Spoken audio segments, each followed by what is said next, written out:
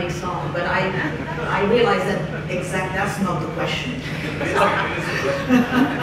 I'm hesitating between taking it down to the Paradise City, Guns N' Roses, and an Arabic song of No Doubts, because we need the benefit of the doubt. Aujourd'hui, nous avons assisté à ce panel qui est très important, qui commence à donner les premiers signes et des messages importants au niveau de nos discussions avec les institutions financières internationales et le secteur privé.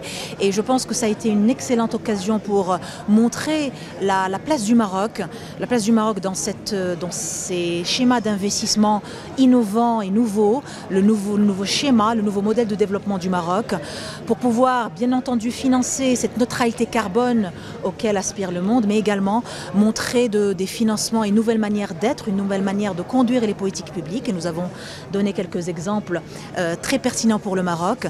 Et le point sur lequel j'ai insisté également, c'est que le Maroc est plus qu'un hub pour les investissements. Le Maroc aujourd'hui est considéré comme un hub de crédibilité et de visibilité sur le long terme pour pouvoir permettre aux investisseurs d'investir sur le long terme et de pouvoir mettre en place ces financements innovants. Merci beaucoup. So the importance of the event is first of all that we are not meeting the Sustainable Development Goals. As Greta Thunberg, teenager, says, it's blah, blah, blah, okay? So how do we turn the goals, there's 17 of them, into moonshots at the national level, and then the question is what does it mean for a country like Morocco, but actually no longer thinking of gaps. It's not about filling a gap, it's not about fixing a market failure, it's about directing an economy to meet goals around climate, around digital, we heard your own minister talking about the digital divide, around strengthening our health system, so at the next health pandemic, the cost of inaction is greater than the cost of action, we need to be investing in strengthening our health systems.